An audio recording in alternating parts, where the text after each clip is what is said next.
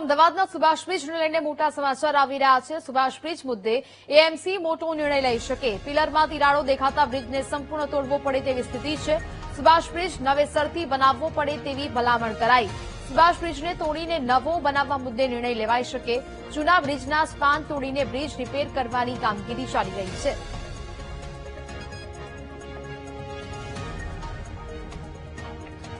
તો જે પ્રકારે અમદાવાદના સુભાષ બ્રિજની કામગીરી ચાલી રહી છે તેને લઈને આ મોટા સમાચાર સામે આવ્યા છે। સુભાષ બ્રિજ મુદ્દે એએમસી હવે કોઈ મોટો નિર્ણય લઈ શકે છે।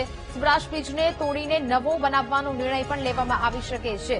જૂના બ્રિજના સ્પાન તોડીને બ્રિજ રિપેર કરવાની આ સમગ્ર કામગીરી છે તે ચાલી રહી છે, પરંતુ હવે પિલરમાં તિરાડો જોવા મળી રહી છે અને હવે તિરાડો જોવાને કારણે બ્રિજને આખોય તોડી પાડવામાં આવશે અને ત્યારબાદ નવી કામગીરી કરવામાં આવી શકે તેવી પણ એક ભલામણ છે તે વ્યક્ત કરવામાં આવી છે। સુભાષ બ્રિજ નવેસરથી બનાવવા માટેની ભલામણ કરવામાં આવી છે। સુભાષ બ્રિજ નવો બનાવવો કે કેમ તે મુદ્દે હવે આગામી સમયમાં નિર્ણય લેવામાં આવશે, તેને લઈને આ મોટા સમાચાર છે। સુભાષ બ્રિજને તોડીને નવો બનાવવા મુદ્દે મહત્વપૂર્ણ નિર્ણય લેવામાં આવી શકે છે।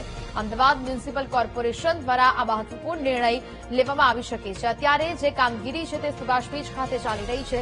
સ્પાનની જે કામગીરી છે તે અહીંયા કરવામાં આવી રહી છે, પરંતુ આખોય બ્રિજ છે તે તોડીને હવે નવો બનાવવામાં આવી શકે। સંવાદદાતા દીપક ફોન લાઈન પર જોડાયા છે। દીપક, સુભાષ બ્રિજ મુદ્દે એએમસી હવે મોટો નિર્ણય લઈ શકે, શું વિગત? બિલકુલ, જે પ્રકારે સુભાષ બ્રિજના સ્પાનમાં તિરાડો પડી હતી ત્યારબાદ તેને નવો રિપેર કરી અને બનાવવાની કામગીરી શરૂ કરવામાં આવી હતી।